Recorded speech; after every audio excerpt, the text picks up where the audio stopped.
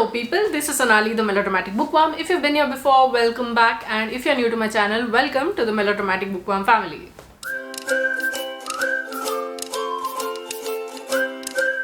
Okay, so I'm here today with yet another reading vlog, and this is about a book that you've already seen from the thumbnail and the title, for Mexican Gothic by Silvia Moreno Garcia. This is one of the first books that I borrowed from the library over here. As soon as I got a membership and I saw this on the shelf, I was like, I need this. I mean, I have the Kindle edition, but as you know, getting a physical copy and reading the book is a whole different ballgame altogether. So I got this book and I started reading it, and I'm about 100 pages in, and it is creepy and it is eerie. Let me hold it here, and it's everything that it promises to be, so far at least. Like, I've gotten those chills just by reading about the characters, and I know which characters I hate and which characters I'm cautiously liking, but I'm not really sure what's going to happen and how it's going to happen, because it feels like the whole house is creeping up on me as I read this book. So I'm very careful not to read it during the night. So I've read 100 pages so far, 105 to be precise. I'm on page 105, and I paused it because I wanted to start this reading vlog. So welcome to yet another reading vlog. Okay, so this is the story of Noemi Taboada, who is a socialite, and she is out at some party when her father calls her back, and he shows her a letter from her cousin, I think, and tells her that she has to go to her cousin because her cousin is claiming to see things. Like, it seems very rambly and very delirious that the cousin is saying that her husband is poisoning her and she can hear voices in the walls and all the sort. Like, she sounds very delirious. So Noemi says, okay, I'm going to go, and she goes there to this place. Is called High Place, and we see a lot of history to it, lot of white privilege history to it, and she is now trying to find out what exactly is happening with her cousin. She's trying to get second opinions and all, but the characters, the people in that house, are not giving her the confidence that that her cousin is being well looked after, because she knows her cousin to be a very calm, very generous, kind of person, and to see her in this form and to see the sort of carelessness with which the characters, the other people in the house, treat her cousin, it sort of tells her that something is fishy. I mean, her cousin's letter itself was fishy to begin with, but her husband, Catalina's husband, Catalina, who is the cousin, it sort of gives out a very mysteriously creepy vibes, if you can call it. And then there is Virgil's sister, who's Florence, and her son, Francis, I think. And Florence is this kind of very stiff, abide by the rules kind of a person, and she reminded me a lot of the housekeeper in Rebecca. I mean, not in the sense of the relation that she has with the inhabitants of the house, but with the way she runs the household with a tight fist. And the patriarch of the family, who is Howard Doyle, is an old man, but oh my god, I've never wanted to punch an old person in the face so much. Like, first of all, he is misogynistic, he is an a-hole to boot, he's all white privilege, he talks about superior races and all of that kind of nonsense. And when all of this comes together, he just turns into this very despicable character that you very desperately want to.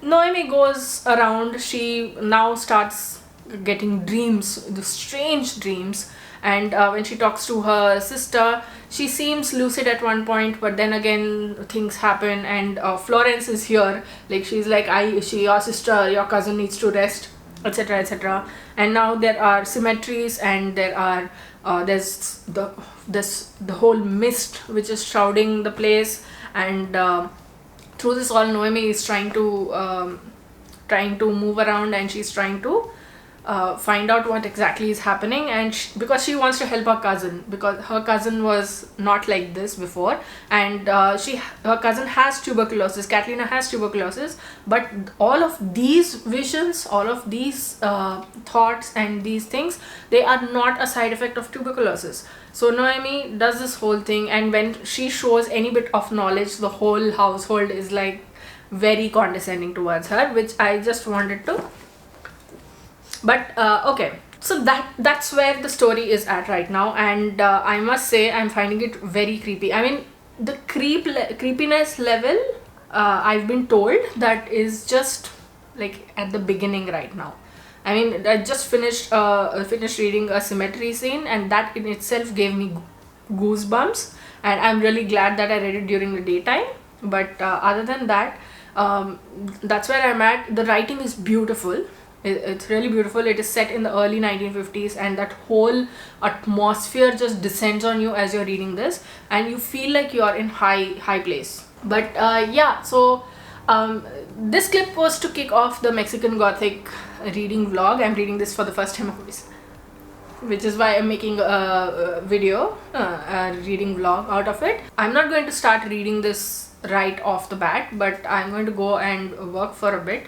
I need to put up a video today, which I haven't yet edited.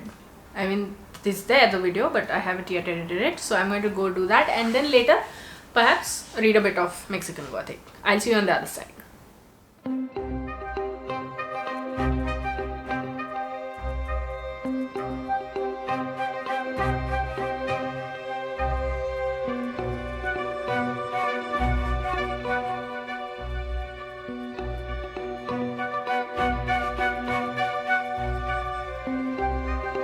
Hi, today is the 28th of October and a Friday, and I restarted reading this book, Mexican Gothic. I just wanted not to shine so much. So I made some notes, which I will remove the tabs as soon as I tell you what it was that I was thinking at that particular point in time. Noemi is descending the stairs to go to the library to meet Francis, who is Florence's son.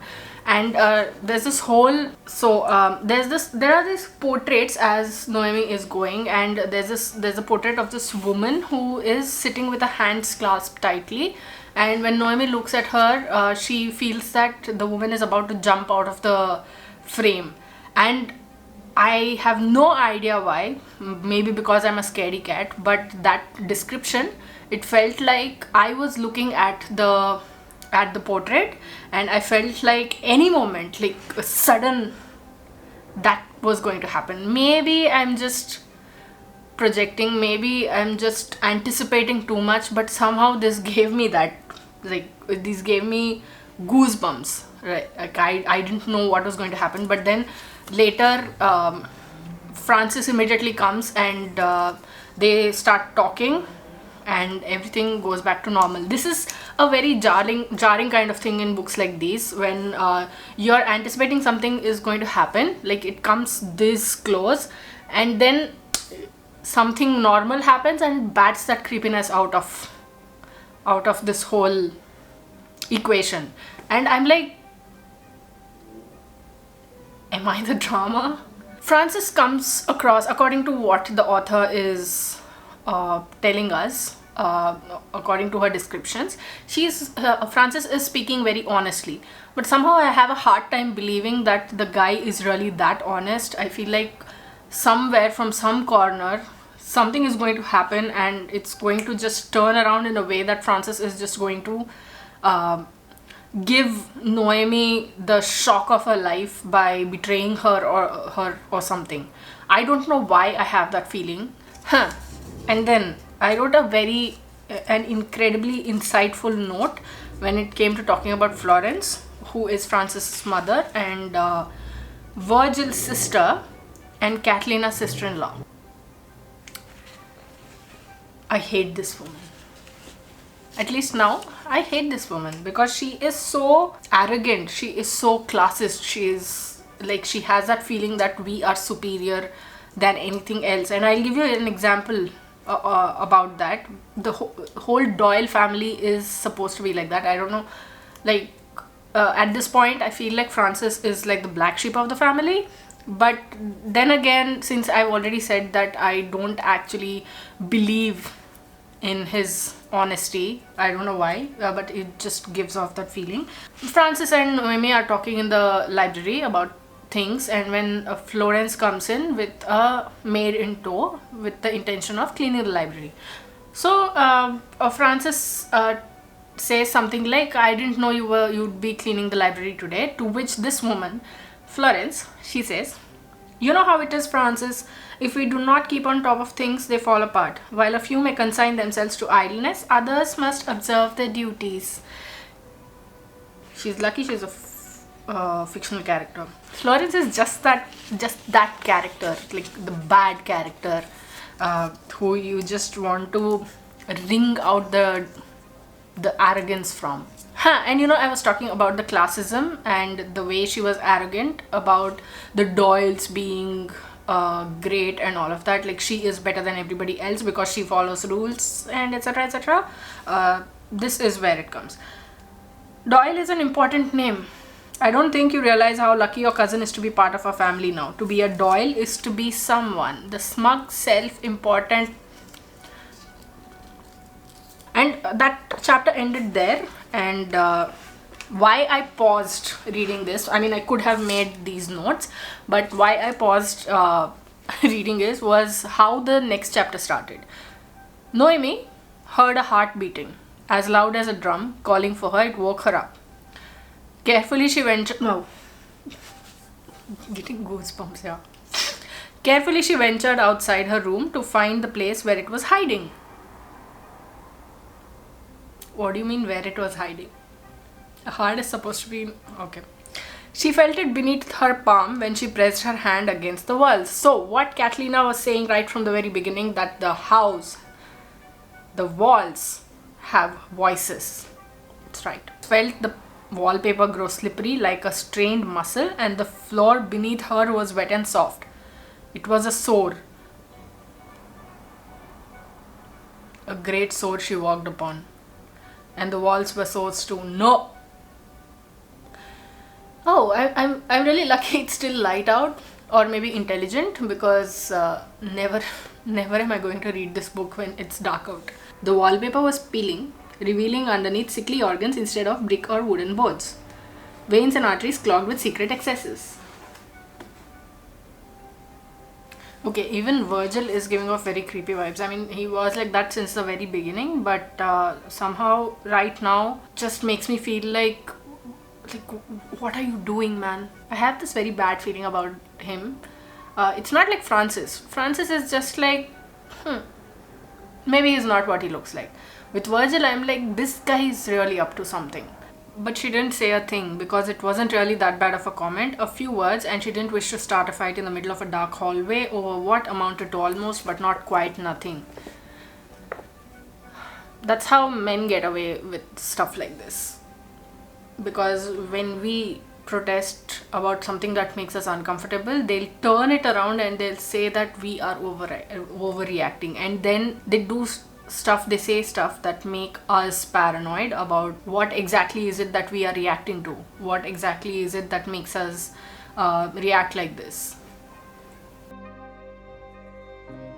You know about the mal de air? There are heavy places where the air itself is heavy because an evil weighs it down. Sometimes it's a death, could be it's something else, but the bad air, it'll get into your body and it'll nestle there and weigh you down. That's what's wrong with the Doyles of High Place. But Noemi learns from Martha Duval that about the Doyles and about the history of the Doyles, and she is now going back home, and she's like, everything that she's learned about the Doyles is not going to help Catalina, and something like, ultimately even a haunting, if you accept it as real and not the result of a feverish imagination, didn't mean anything. How does it not mean anything? Don't you get scared, woman? The fear of the previous night had cooled away, it seems. Day.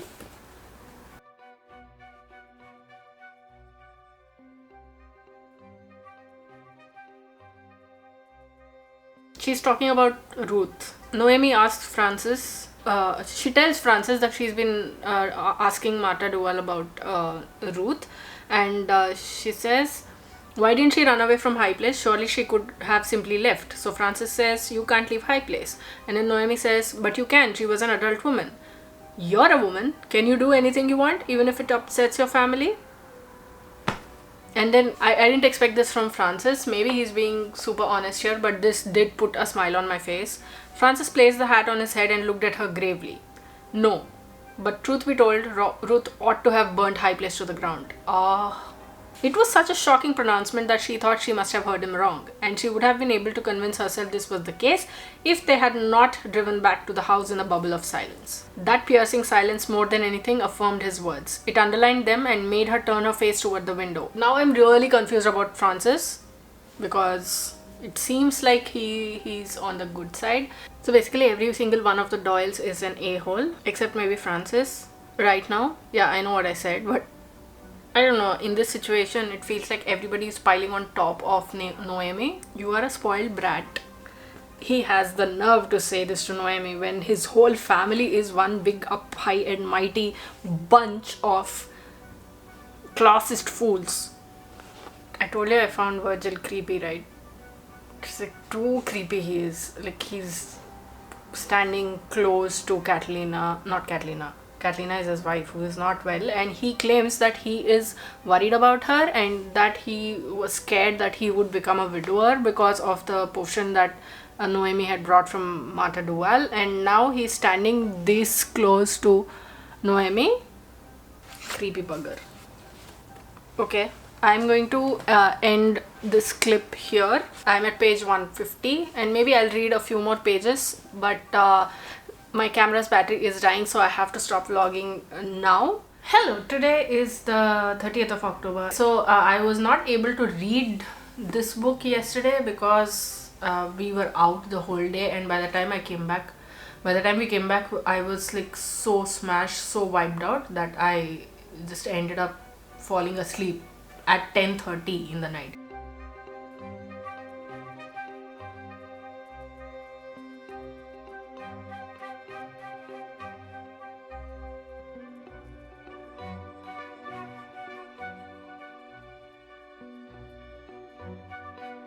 Noemi is amazing. Okay, I love her because she's not about to take shit from anybody, especially when Virgil has just summoned her to talk to her, and he says, "You are so careful with your words, so poised in front of me.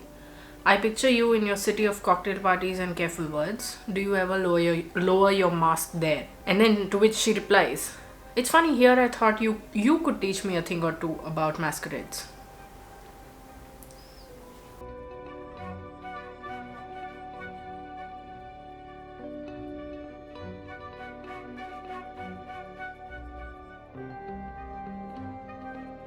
I dislike Florence with a passion. I believe firmly this death will be no sin.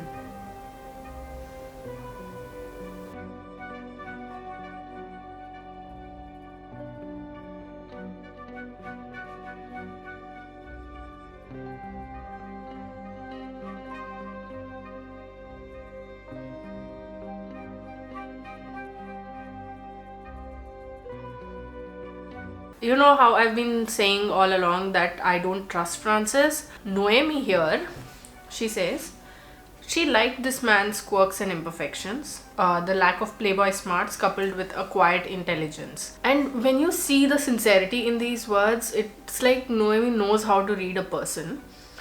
She's said that throughout the book, and now when I'm reading this about Frances, it feels like, maybe I was wrong. Maybe Frances is what he seems to be, and there's nothing evil or nothing creepy lurking somewhere down there.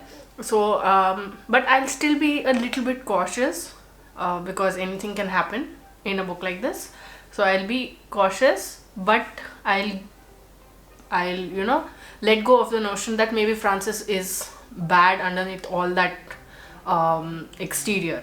Okay, I'm going to give Frances more credit now, because this is what he says. When Noemi asks her if he thinks she is mad as a hatter, he says, I think you're sane and clever, much too clever perhaps. Why won't you listen to me?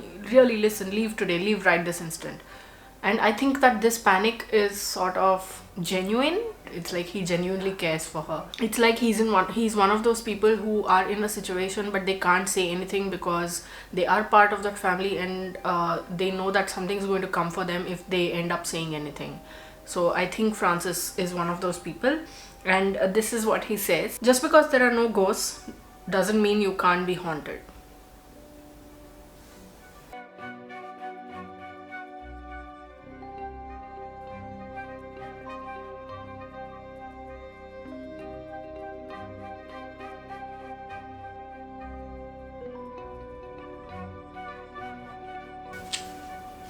What? Okay, listen to me. I don't care what sort of a vision this is, but the very fact that Virgil is in the bathroom as she's taking a bath is just creeping me out. I mean, I know something has got to be wrong. Something's going on because she's not able to get up onto her feet and tell him off, but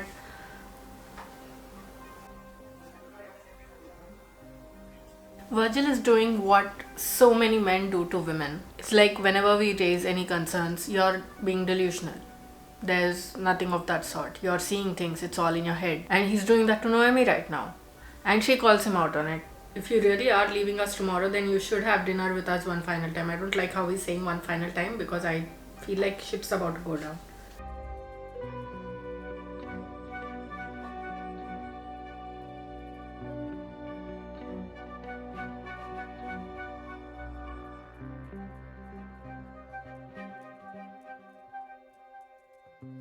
I'm on page 201 now. There was one point where I literally paused and was like, how?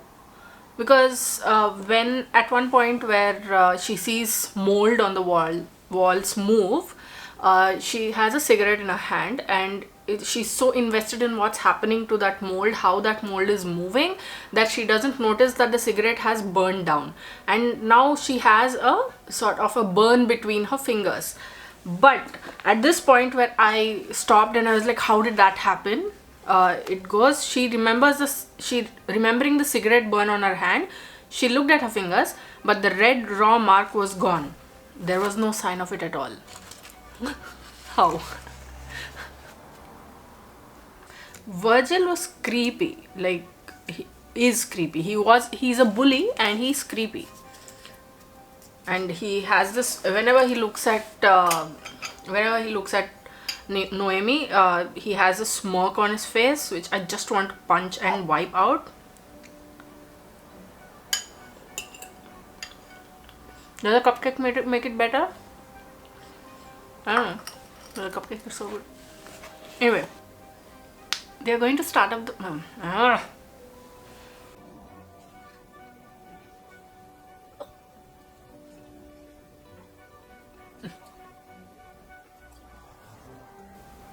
What the heck is happening?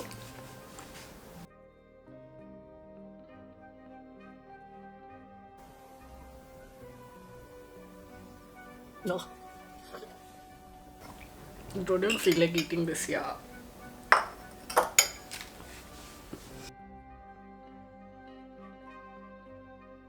Francis is going to explain things. Am I about to be right about Francis?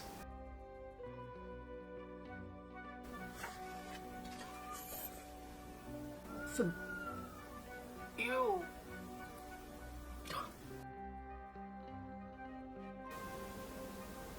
I will take a baseball bat to this whole family.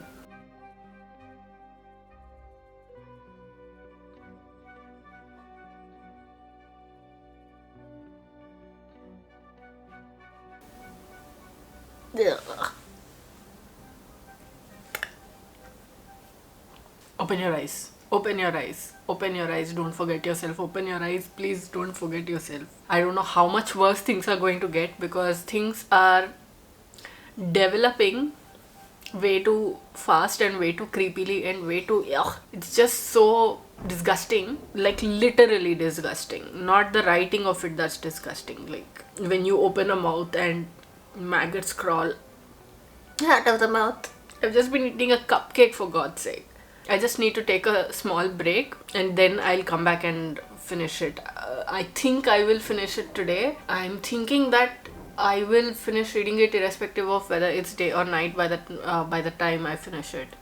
Okay, so it's about 11 in the night, 11:30 in the night, and I've just made the decision. I don't know if it's going to be right or if it's going to be wrong. I have a feeling it's going to be way too wrong if you've seen my reaction to whatever has been happening in the book.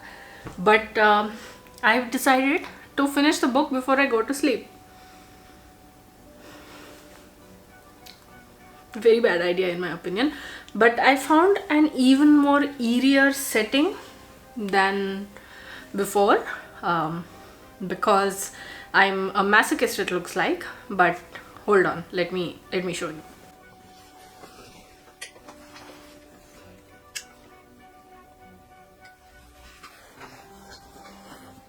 So, news is I'm going to be reading like this. Let's do this, let's finish this, and let's get spooked out.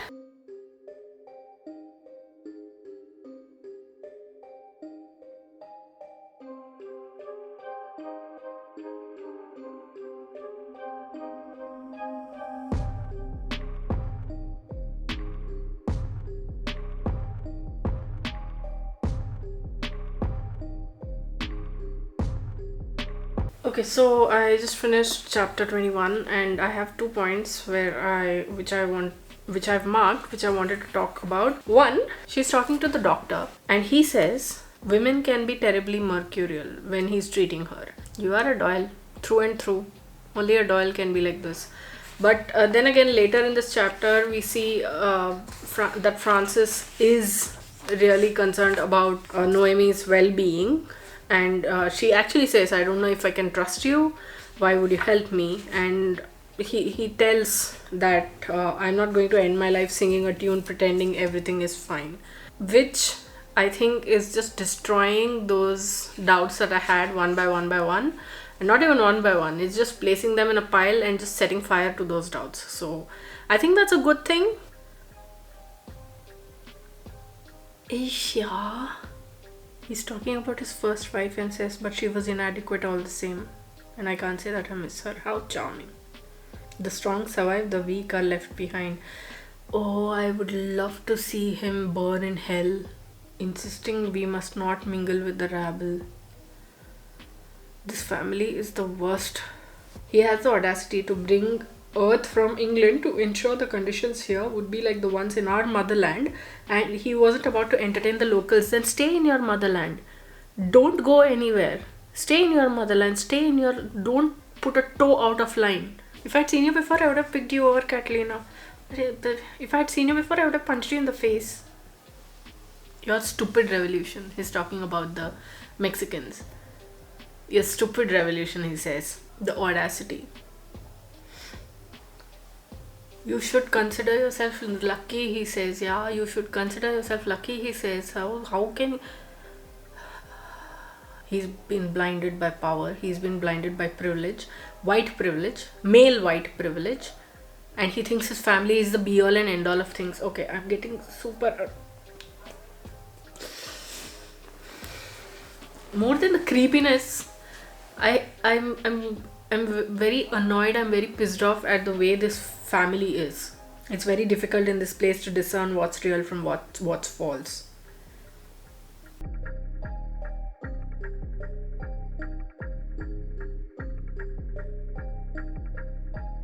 I will smack her in the face. Honestly, I'm telling you, I will do something to Florence. I will fling those salt shoes at your face.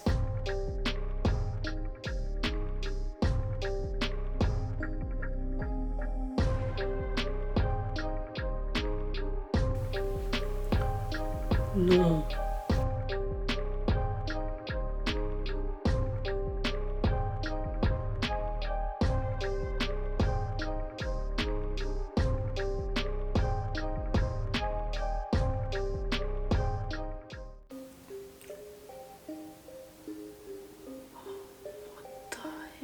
Creepy old bugger, yeah. Creepy old bugger. Chee.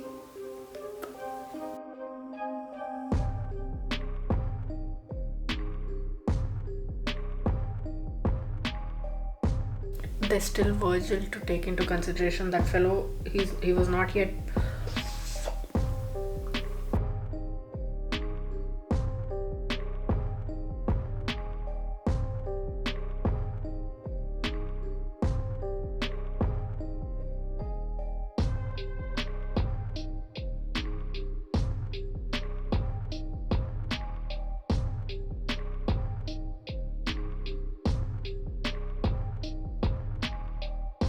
No, no, no, no.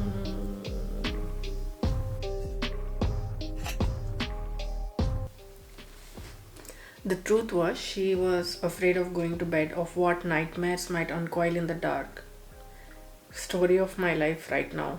Like, I'm being pretty brave by reading this book at 1 in the night, but what when this book is over? Like, there are 5 more pages. What when this book is over and I have to turn off the light and go to bed and go to sleep? What then? I finished this.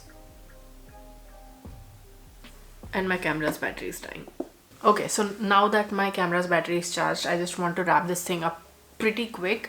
I did enjoy this to a large extent. I mean, enjoy in the sense I found it to be as creepy, as spine chilling, as goosebump inducing as I was expecting it to be. I have some problems in the way things were. I mean, it is set in like 1950s, early 1950s, and the misogyny, the racism back then was way more than what it is today, and it still does not excuse anything. Still, some of the characters in here, they are so vague. It would be like they are ultra misogynistic, ultra privileged, classist, and all of that.